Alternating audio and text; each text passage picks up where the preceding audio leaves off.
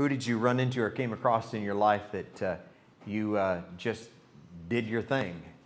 And did they hearken to your little sermon that you preached to them? I told you last week that, that's one of the things that we sometimes have to look at in a very special way. Jesus says that every day, every moment that we live our life, we're preaching a sermon. People are looking to us as an example to see how we live our lives and what it is that we do. I heard people who came to the VBS thing yesterday and go, "Boy, you guys are a fun little group, aren't you?" I said, "Yeah, we're more than fun." What I meant to say was we're more than fun. We're very spiritual people, and we try to help everyone that we can. But I wanted to say that to you because I want you to know that sometimes even though you have a pastor that people look to and say, well, that's what the pastor does, expectation, that each one of you in every little corner of life, every little opportunity you have, person that you meet in your life, have the opportunity to reflect Christ.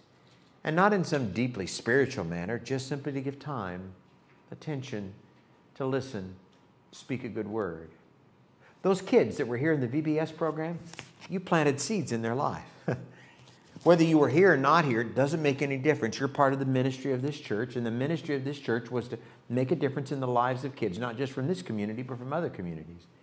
People who are strangers to you, nonetheless, they came and they found themselves involved. My highlight was one of the moms that was sitting here, and I tell you, it was so funny. She had some of her kids around her and everything else, and we were singing some of those songs. She was just kind of quietly give me a J, give me an E, give me an S, give me a U, give me an N.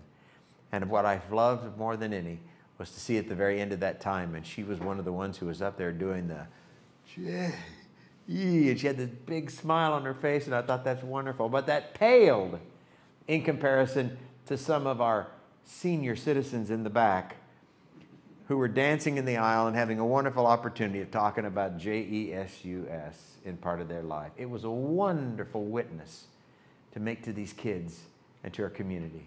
And those kids left this place loved. And they left this place seeing who you really are, not by some facade, but by who you really are and what Christ means to you. Jesus said that we're to be his ambassadors in the world. Jesus says to us that we are to be the ones who accept the call that Jesus gives, a demand in many ways. We were fashioned with it. We were built with it. It was part of our DNA and who we are spiritually.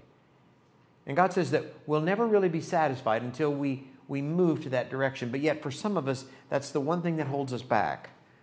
Oftentimes because we're scared. In the last church, I remember I talked to people about a little group that we're thinking about trying to put together. Maybe not thinking. I guess we're going to go in that direction. But I had to laugh because people said, "Oh, I don't like to talk. I don't like to do this." And yet I said to this person afterwards, "You're preaching all the time." He calls himself an introvert. I said, "You're the least of an introvert I've ever seen in my life. Man, you're out there preaching, talking to things, doing all kinds of things." And I think that's what it's about. That's what the church is about. That's what Jesus talks to us about. So Jesus goes walking, the scripture says, by the Sea of Galilee, sees two brothers, Simon and another one who later he calls Peter, Simon Peter, and another one called Andrew, who they call the bringer. That's because he just couldn't stop inviting people and bringing them. The fun thing was, it wasn't so much the invitation. He was a what? A bringer. Do you understand what that means? That means rather than just saying, "I hope you come," he actually said to them, "I'll pick you up and I'll bring you there. I look forward to having you there. Meet me there. I'll be there for you." It's what Jesus talks about in these things. And it says they were fishing and they were throwing their nets into the lake. And I love this next verse. It was part of their regular work. You ever go to regular work? The one that you think, "Oh, someday I'm going to leave this and retire and never have to go back to regular work again." These guys were out there doing the fishing and the nets in their regular work. Ordinary, day by day, dull, just routine over and over again. And suddenly it says Jesus comes to them and he says to them these words, "Come, follow me." And the scripture says, "I will make a new kind of fisherman out of you." Now, as a guy who goes to Canada and loves to fish, I have to tell you, we think we're expert at times. In other words, we knew what lure to use, and we know how to use it on that particular lake and some locations to use. What we don't want is somebody coming along and saying, Oh, I can show you a better lure and I can find more fish and catch bigger fish than you. We don't like those kinds of things. Jesus comes and says, you know what? I'm going to teach you a new kind of way of fishing. Now, if that was you and I that found ourselves in that situation, probably 9 times out of 10, we'd say, I'm not interested. I don't want to do that kind of thing. But Jesus said, no, this is part of the expectation level. I want you to come follow me. And the scripture says that when he says that to them, it says, I'll show you how to catch fish. And then it says, they didn't ask any questions. Now, if someone shows up in your driveway this afternoon and says to you, come follow me, what's our first reaction? Probably to say, who are you? Where do you want me to go? What are you going to show me? It's part of how we grow. It's part of our nature, our human nature, to respond in that way. But this is totally anti-human. It says that all of a sudden when Jesus said, come follow me, and it says they didn't even ask any questions. It says they simply dropped their nets and they followed. Jesus said to the disciples, come run with me. Come have an adventure with me. And somehow their hearts understood the words that Jesus gave, and they were so much in love and so ready that it says they dropped their nets and they followed him. Jesus says, come to an action, movement, revolution. Do you hear those words? Come to an action, movement, revolution. We're going to change the way we've done things. We're going to move back into a central focus. We're going to hear what it is that God wants us to do. Because sometimes you and I go about our task of being a Christian based on what we saw other people doing. And sometimes the very last thing we ever do are to follow the actual commands of Jesus. Some people would say, I don't do that, Pastor. And I love to smile and say, yeah, well, God doesn't make junk. God creates that within us. And we may be doing a task that is completely different. It's not always face-to-face with a person and inviting. Sometimes it's just simply giving people a smile, making time. Sometimes it's working in Bible school and patting someone on the head or tell them that we love them and how we care for them. In Des Moines, we have a situation there where some of the streets that I've always drawn on downtown are one-way streets. And you have to be very careful. Because sometimes if you get on the wrong street, you find yourself in a quandary because you soon discover that the street that you're on is not a street that goes the direction that you're currently going. And you need to find a way to detour from that street and find a street that actually will some way get you to the place that you want to go. Now, I want to confess to you, I've been there. That's happened to me. I've turned on the street. I think to myself, look, there's nobody on this street. There's no other cars. This is amazing. Until I realized that I'm going the wrong way.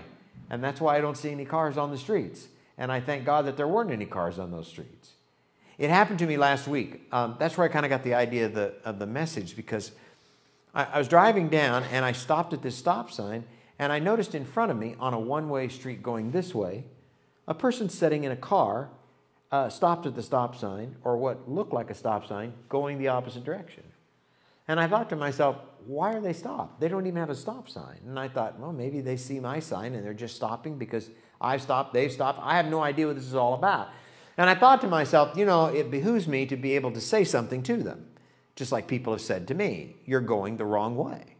So I decided what I would do is kind of creep out and go over to where the person was, probably not creeping them out, but by saying to them, you're going the wrong way.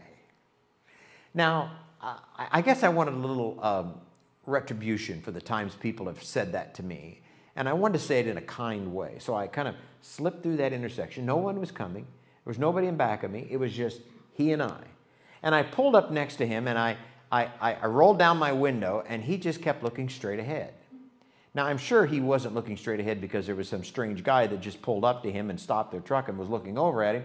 But I thought, well, I just need to, and I did, and I stopped. And suddenly, he turned and he looked at me, and I went, you're going the wrong way. And he looked at me, and he gave me a one-handed signal. And it's been a while since I'd seen that. And I didn't know what to do exactly. Well, my ire got up and I just said it again. I said, "You're going the wrong way." To which case, in case I lost the meaning of the first time he gave the signal, he gave it to me again. And this time he just drove on up the road. And I thought, he's going to create an accident. He's going the wrong way. You know, I need to be more, I have to tell him more forceful. Those kind of things are going on. Now, I'm only saying that to you because, friends, I want to be careful to let you know that sometimes in the church in which we find ourselves living and attending, we're sometimes going the wrong way. I had a church call me several years ago, and they said the district superintendent said that if we want our church to grow, we should talk to you. And what we want to do is talk to you about growing our church. Now, when people say that to me, I've always become a bit suspect because I always wonder in my head, why do you want to grow? What's the reason? And I saw them falling back into the trap that I hear so many churches doing. And they said, why are we wanting to grow? Because we don't want to die. We don't want to close the door. And I think to myself, ooh, that's the worst reason of all. And I said, what's the reason you want to grow? And they said, because we're afraid that we're going to be locking the door and not opening it up again. We think we're dying as a congregation. What do you want to do about that? I said. And they said, we want to start up a praise band. Your church is dying, and you want to start up a praise band. Is this so you have something to play at the funeral service when you lock the door for the final time? No, they said. We want to start up a praise band in our church. And I said, so what's your reason for starting a praise band? Well, if I was confused for the first answer, I was really confused by the second. They said, we had another church from another town come into our place. They started meeting in the theater. And now more people go to that church than go to ours. In fact, some of our best members now go to that church and not come to ours. So what we want to do is we want to start up a praise band so that people will come to our church. I said, well, I think that might be a wrong reason to start up one. Well, that's what we want to do. I said to them, did God tell you that? You know, like, don't bring the God thing into this. No, we're starting up a praise band. And they started up their praise band, and a few months later they called back and they said, that praise band didn't quite work the way we thought it would. I said, you got a lot of folks coming? No, in fact, the people who are praying in the praise band aren't even coming to church anymore. I thought that's probably a good reason, you know. I'm sure it was a real spectacle having that kind of thing played off. Sometimes we have to say to churches, and sometimes like we say to people, you're going the wrong way. Have you ever said that to people? You're going the wrong way. You're not going the way you're supposed to go. It isn't working. Sometimes we're good at saying that to other people, but what's really hard is when somebody says to us as a church, you're going the wrong way.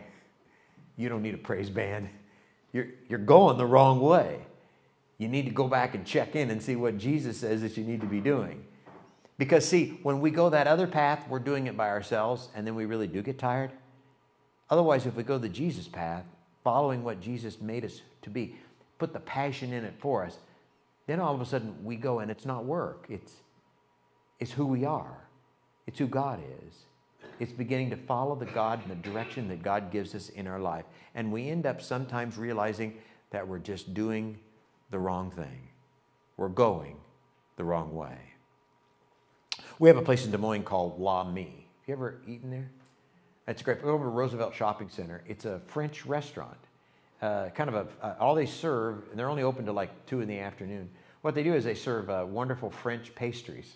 And I went there the other day with Connie and the whole thing. And you know what they had? They had a croissant roll with black seeded sesame seeds on top. Oh, it looks so good. And I could not wait. So I bought one of those black seeded top croissant rolls and I ate it. I went through my day, a lot of stuff going on, a lot of things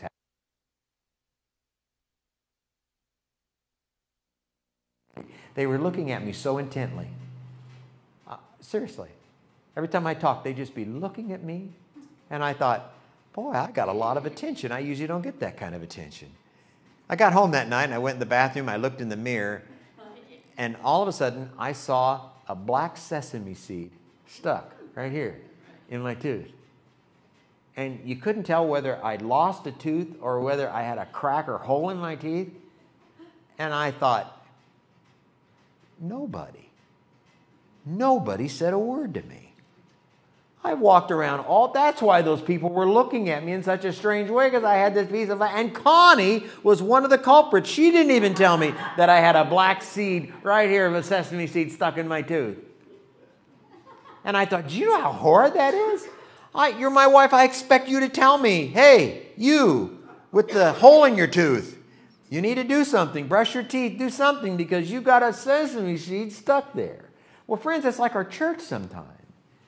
Sometimes other people can see that in us, and sometimes they try to be kind or nice, or sometimes they just don't even talk at all, and we just kind of go along doing the same thing over and over and over again. The mark of insanity, doing the same thing over and over again, expecting different results as part of the process itself. It works in life.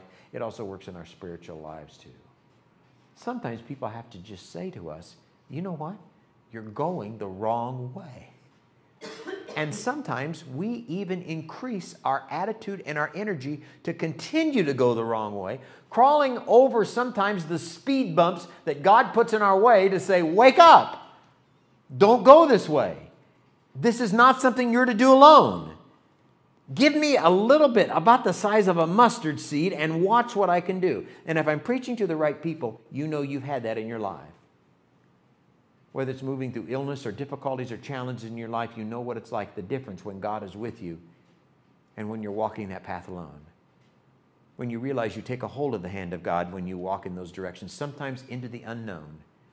But what you know is that God is with you and you're not alone in that walk and in the process. In the words that Jesus gives us and to the disciples, he tries to say to them, what I want you to do is to hear exactly what it is. Christianity is a being and a doing. Go be the church and go do the church. That's what it's about. And so Jesus says to us that there are four things that really we need to kind of put together and keep together as part of a local church in order to find ourselves at a place where we are not so much growing in numbers, but it happens, but grow in our understanding and in our obedience to where God is leading us. So when it comes to following Jesus, there are four things he talks about. The first one he talks about is reflecting him in developing a heart of love for people. Do you understand that? Falling in love and developing a love in your heart for people. Now, I have to tell you, at this congregation, of anything else, you're some of those folks who do that. You're all about developing a heart of love. I saw it flashed out in that VBS program. I saw it when people pass in this congregation. Now people come and pray for one another. It's a critical element that you have. Love goes a long ways. Jesus resembled it over and over again. He found himself loving people, and some of them were invisible. Do you know what I mean by that? Did you ever drive through Des Moines or some city and all of a sudden you see the folks with the little sign standing there and you pull into the opposite lane as far as possible, or you zip through the lane even in a yellow light because you don't want to be the one stuck next to them because you're afraid of what they will do or say? And sometimes we turn visible people into invisible people. We have a lot of invisible people. I sometimes say that to pastors. What's your ministry to the invisible ones? They're the people who sometimes we know who have the greatest smile on their faces, and their marriage and their life is falling apart. And we have no idea what's happening in their lives. And yet they're the very people that we're called to love, not by judging them on the basis of who they are, what they've done, or not they have failed to do, but by simply knowing that they are a child of God, and God created them and God loved them. God's love for us is what we're to mirror. God says, I love you irregardless. I love you with a sense of compassion, as we talked about with the VBS program. I love you as a love that will give you a second chance. This community, even though you know everyone, is filled full of people who are looking for second chances. It can be a small thing, can be a large thing. They're looking for somebody who'll just love them and provide an opportunity to show and to share that love. Your VBS program was that. Your block party becomes those opportunities to share that love with others that are in our communities and in our world itself. The second one is to, sometimes I talk about stay out of the mud.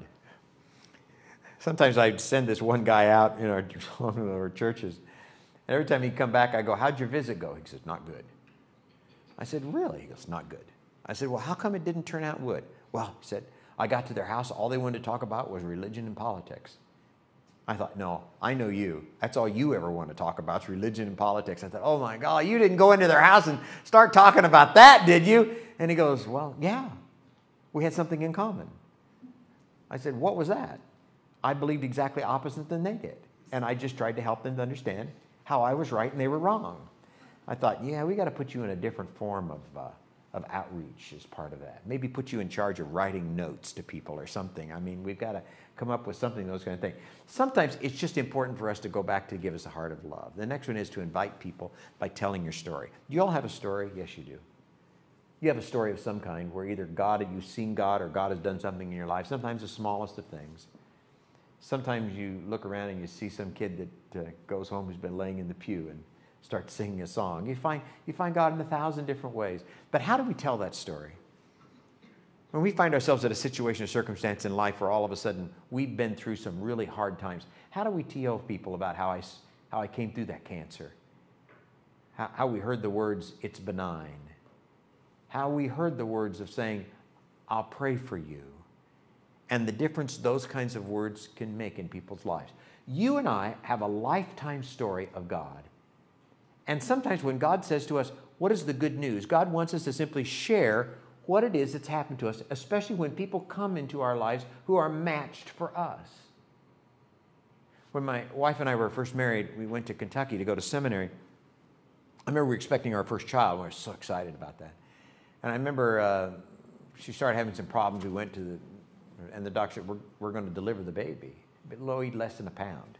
And in that day and era, there weren't many kids that survived at that kind of a weight. And I remember I went into the chapel, not to pray, but to shove my fist at God and say, I can't believe I've come here to go to seminary. I'm going to be a pastor for you, and you did this to me. I'm going to leave you forever.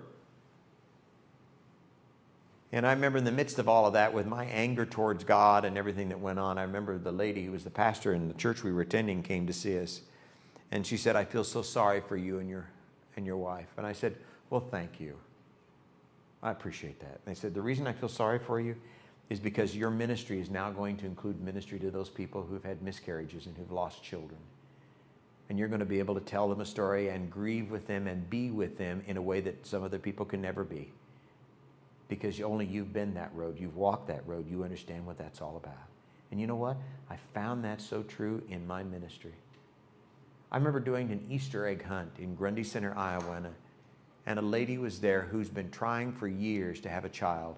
And she was so excited because she told me she was pregnant, she was going to have a baby. And I came to the Easter egg hunt and I said to her, so how's that Easter egg doing? How's that little Easter egg of you? You know, you got a little baby and the whole thing. She goes, I didn't tell anybody, but I lost the baby yesterday. And I said, you did? And she goes, yeah, but I don't want anybody to know. And I said, I understand that. You understand that? And I said, yeah, I lost a child too. You did? And we started talking, we started sharing, and I didn't know what to say. I just said, my wife and I thought we'll never have a child, and all of a sudden we had 2 more. I can only give you a word of hope. And I remember when she came into my office one day and she goes, I'm pregnant. Are you excited? I can't be. Why? Because I'll probably lose this baby. I said, you know what? Let's just take one step at a time. Go talk to Connie. We've both been down this road. You know what? We did that. You know what she had? Twins. God sometimes laughs. She has twins. I remember when I baptized those kids, I remember I went over to her house one time and she and her husband had been up all night with those babies. And I had so many things I had to do that day, and I went over and I sat in the rocking chair and I held on to both those babies. And I said to them, you go to bed. Oh, I'm going to rock these babies. They were my babies. And I rocked them. And I rocked them. it was later on that afternoon I saw a picture of myself with those babies show up on Facebook. They were wide awake. I was asleep. I thought, I'm going to get arrested for child abuse here. But that's what happened. Do you hear what I'm talking about? It's being there present. It's inviting to allow your light to shine, to know you're an ambassador for God in the smallest way, and to make that difference. This past week, I got some folks together. Anybody wanted to come? I know some of you wanted to come, but you couldn't be there. I got a folks together. We said, let's see if anybody wants to talk about how you grow a church. And that's not by starting up a praise band yet. And I remember, I couldn't believe we had folks here. Oh, it was so fun. I had a good time. And we had a great time down there. We were talking about all that kind of stuff. Of course, everybody talks about, what do you want to do? We want to grow. 97% of you said what you want to do. You want to grow the church. And I said, great. Of course, you also said you wouldn't have a pastor stay more than a year. So, here I am. But what was really cool was that you said that you wanted to grow a church. And I thought, oh, please, God, please, please, please, I want to preach that message. Oh, please don't let them say they want to grow a church just because they want to die. Tell me they want to grow a church because they want to make a difference in the world, because they know they want to love people like God loved people. And share the love just like they got shared with. You understand what I'm saying? All that kind of stuff. So I was sitting there talking about what we could do, and I said, oh, there's all kinds of things we could try. And I said, I'm just looking for some people who want to experiment, and we want to invite people and everything else. And so it's so funny because some of them said, oh, well, I'm no good at knocking at doors and doing that kind of stuff. And I said, do you like pie? And they looked at me and they go, what? And I said, do you like pie? What are you talking about? I said, do you like pie? Well, yeah, I like pie.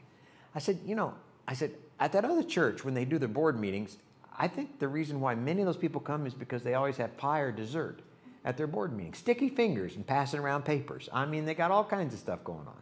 And I thought, whatever.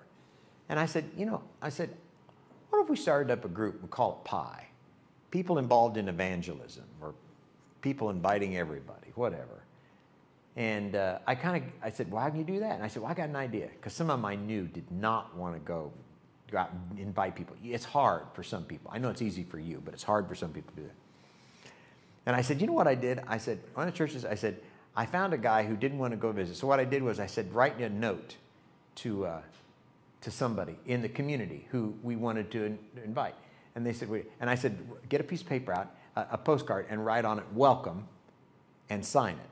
Well, I was talking to my dear buddy Rodney, and I said, Rodney, you just get a cardboard, and you can stay at the church while other people may be going or whatever, and you just write a little note, and you put welcome, and you sign Rodney, and you send it to those folks. That's it? I said, yep. Then what do you do? I said, well, the next week you can write another note and said, look forward to meeting you. Signed, Rodney. What? I said, yep. I thought we were supposed to be a group that gets people in. I said, that's it. And then I said, find a bright colored sack, put anything in it you want to. A couple of ears of sweet corn, whatever you got, some of that great food you always talk about Janet making for you,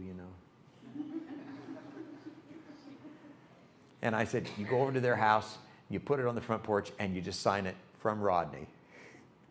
He goes, what? Yep. Well, then what do? I said, then what we do is we send you over there. You can take somebody else with you if you want to. You knock at the door.